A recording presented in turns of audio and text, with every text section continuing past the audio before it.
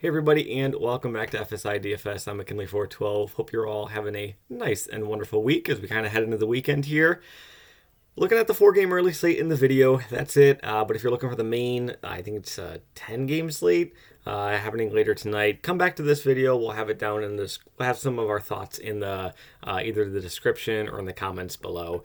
So yeah, but let's just kind of dive in here. Pitchers kind of got wonky with the pricing. I'm not sure what was going on with DK here, but they did price down a couple of these guys by almost $3,000 since their last start or within their past like 2 or 3 starts. Snell is probably the biggest drop of them all. Walker might be the biggest, and then Snell. But Paxton, Heaney, like all these guys got really dropped in salary. Gossman and Gallen did slightly, but not as much as the rest of the guys. So let's just go ahead through all these pitchers and just talk about a little bit of them. So Gossman and Gallen facing off against each other. Just a brutal matchup for both of them. Gossman for sure going up against Arizona and that offense there. Gossman kind of struggled leading into the All-Star break. You can see only one of his past 6 starts, he was able to generate 20 DK points. And like I say, he's in a tough matchup going up against this Arizona offense. And he hasn't been priced down as much as the rest of these guys have been.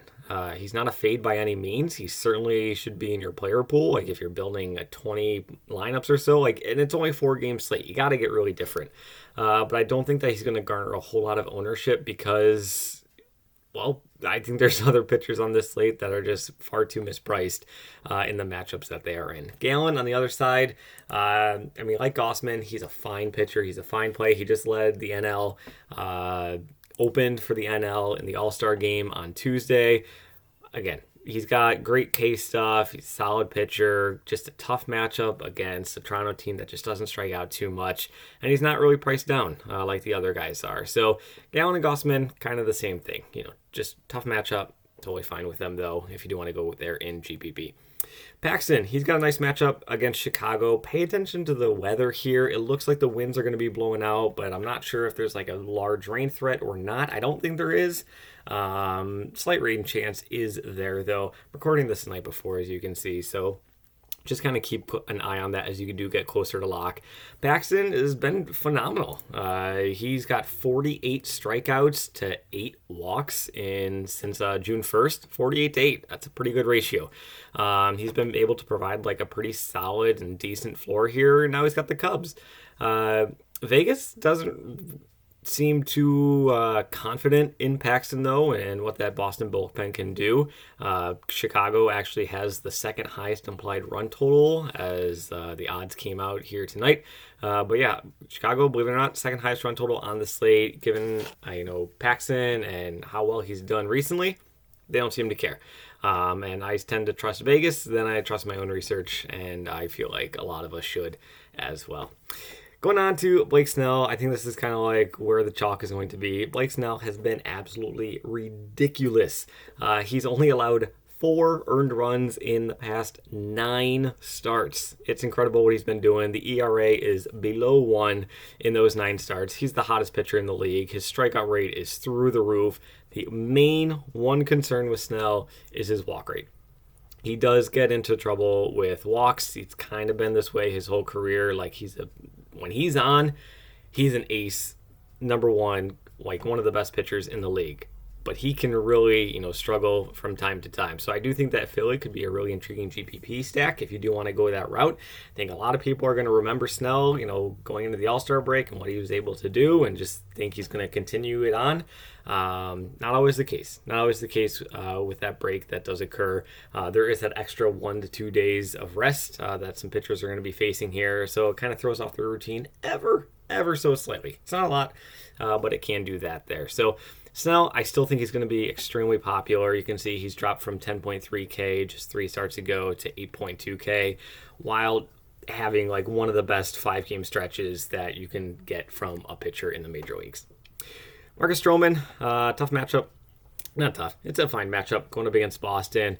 Pay attention to the winds with this one. Winds blowing out. He is a predominantly ground ball pitcher, but yeah, I don't know. He just kind of struggled throughout struggled in the month of June, kind of going into the All-Star break. He was doing very well at the start of the season, but I don't know. I just don't really have much of interest in him here at all. Even in GPPs, I don't have too much of an interest, especially when you got guys like Snell and Walker and Heaney, right around him there. Speaking of Walker, right down to him facing off against San Diego. San Diego's been pretty disappointing overall on the season, but against right-handed pitching, they're actually pretty solid. Their WRC plus is one of the better numbers in the league. I think it was like 116 or 117 when I did look at it there, and that's since June 1st.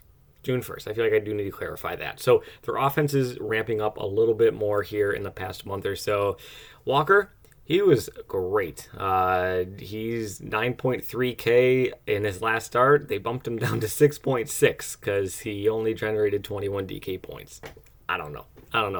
But this is going to be another, pretty popular option. I think Snell Walker is going to be a very popular combination. So if you do that, you got to get crazy different with your bats. Because if you are going chalk bats, you probably don't want to be going Walker and Snell. But yeah, Walker, he's kind of been like Snell light. I'm not going to say he's been like Snell. He doesn't have the double-digit strikeouts that he has. But still, he's been generating a fantastic DFS. June has kind of continued. Great floor, great things all around. So even though it's a tough matchup against San Diego, I do think that he's going to be pretty popular just because of his cheap price tag. Andrew Heaney, I think he's one of the more intriguing options on the slate. Heaney, what do we know about Heaney? He can strike a lot of guys out, but he also allows a lot of hard contact, and he gives up a bunch of home runs. Well, what does Cleveland do? Cleveland doesn't strike out, so that kind of takes away Heaney's strength. But Cleveland also doesn't hit home runs. They have the fewest home runs in the entire majors in the past month and a half. So that kind of bumps Heaney up. So they kind of balance each other out. I have no clue how this matchup's going to go for Heaney. But regardless of how I think it's going to go, 6.2K, it's just way too cheap for Heaney. He's going to see some ownership as well. He could even be a nice pivot off of Walker. So maybe you go Snell and Heaney instead of Snell Walker. Or maybe you go Heaney and Walker and fade Blake Snell with a Philly stack or something. So I think that Heaney's fine. I think he's just far too cheap. But yeah, I really have no idea how that matchup's going to go because his weaknesses are also Cleveland's weaknesses on offense, and then his strengths are Cleveland's strengths on offense. So who knows who's going to win there. Gavin Williams for Cleveland, facing off against Texas. Just a tough matchup. But Gavin Williams, if you don't know much about him, he was a top prospect. He was a first-round pick 2020. Maybe 2021, one of those years during kind of the COVID part. But yeah, so he was a first-round pick by Cleveland. Top prospect for them, pitching. He's kind of made his debut here. He's done well in 2 of the starts, but it was against Kansas City, so how much can we really look into that? He can have some decent strikeout stuff. Again, if you draft him in the first round, he's going to have some stuff, but it's just a tough matchup against Texas. And he's only 200 cheaper than Heaney and only 600 cheaper than Walker. So how much do you really need him at this point? So let's just kind of dive into the bats here. Texas, highest implied run total on this slate. They're going to be the most popular offense on the entire slate as well, going up against Williams. So they're lefties, they're righties. I'm not too worried about either of them. They're going to be totally fine. But, Seager's obviously going to be the first guy I would be targeting if you were going with a Texas stack. Jankowski could be an interesting play. Provides you a little bit more value at 2.8K. Bats lower in the lineup, but he's a cheap guy who, when he can get on base, has some great stolen base potential and stolen base upside. So he hits a single, gets a stolen base. He's already shattered his value at 2.8K. So I don't mind him there, but even throwing in our lefty with Lowe, he's kind of struggled as of late. Kind of been disappointing, but still Lowe totally fine. And then we'll just throw in a guy like Semien. I don't know. So 4 Texas bats, Walker, Snell, you're still looking at 4K remaining for the rest of your lineup. There's not going to be a salary crunch here at all on this slate. Second highest run total, kind of mentioned it earlier, is going to be the Cubs, actually. Bellinger, probably not going to have too much interest in him. Pay attention to the weather. If the winds are going to be blowing out, I'm going to have a lot more interest in this game.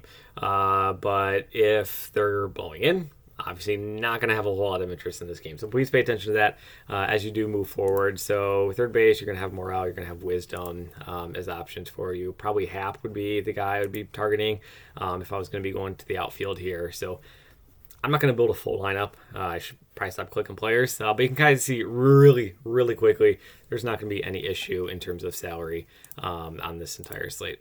Arizona and Toronto, I don't know how to think about it. Like, this game's just not going to see a whole lot of ownership. It's got the lowest over-under. The over-under is at 7.5 for this game. The other three games are at 8.5 or 9. So it's a pretty distinct, like, obviously, with the two best pitchers pitching on the slate. Arguably, you got Snell there. But it's also like the two best offenses. So while I don't think this game's going to see a lot of ownership in general on the pitching side or on the bat side, I do think that the bats, as I think about it, could make for, a really intriguing GPP case. Because again, with such a small slate, ownerships are going to be boosted on the chalk. Like the chalk, instead of being 30%, the chalk's now going to be 50%, just because there's not as many options to go there. So Arizona, Toronto, obviously could be some nice cheap ownerships on great offenses, and maybe Gossman or Gallen have an off day. Maybe Gallen in the All-Star game kind of threw him off, pitching one inning. Who knows? I don't know. If I knew, I'd be a lot richer. But Gossman, like I said, he's struggled kind of into that All-Star break, was only able to generate one game over 20 DK points in his past 6. So maybe you target this Arizona offense. That way you can still go cheap at pitcher and just jam in Arizona, jam in Texas together, and be on your way with that. San Diego, Philadelphia, both implied run totals around 4.5. Again, it's a pretty even money line game. I think the it tends towards San Diego. I think they're 120 or 125 minus, and a 9-run total. So San Diego, obviously the guys that you'd be targeting there: Soto, Xander. Trying to think of anybody who's really interesting to me. Not too much. I don't really like them. I don't really want to go to the bats there. But that's where your GPP is going to be lying. It's going to be in Philadelphia and it's going to be San Diego, because I do think that Walker and Snell are going to be the most popular pitchers on the entire slate. Snell for sure, but we all know what the Snell blow-up potential can be, which is why I think that Philadelphia could be so intriguing as a stack. And Philly's got a bunch of righties that can mash. Turner, Harper, Real Muto, Castellanos. So a lot of these guys can go. Was it Stott or Bohm who had a pretty solid, or who had an absolute monstrous game? It was about a month ago. Yeah, it was Bohm. 44 DK points. Whew, can only dream. So that's kind of where everything shakes out on this slate. I think it's pretty straightforward in terms of pitching. I think it's going to be Snell, Walker, Heaney, seeing a lot of the ownership. Everybody else, they're fine plays. There's no real gas can pitcher on the slate at all. I think that Strowman and Williams are my least favorite. And then in terms of the bats, it's going to be jamming a lot of Texas, Chicago, San Diego, Philadelphia. Great GPP options, in my opinion. Boston going up against ground ball pitcher and Strowman. I don't know what the wins are looking like. Don't have a whole lot of interest in them. If you do go Boston, Duran, 3.7K, even as a one-off, nice lefty-righty matchup, cheap, affordable, could be leading off for Boston. Stolen base upside, he's got it all. Hot pitcher or a hot batter, so he's doing really well. So it just 13.5 average fantasy points in this past 10. That's just unreal. So there you go. Maybe as a one-off for Boston, and then Cleveland, not so much interest. So there you go. Thanks for watching. Really do appreciate it. Again, come back later. We'll have the main slate down in the comments or the description below, and just kind of our thoughts and everything. It won't be a video, but just kind of our thoughts on the slate. So thanks for watching. Good luck in your contests. No videos on Sundays from us, but we'll be back on Monday.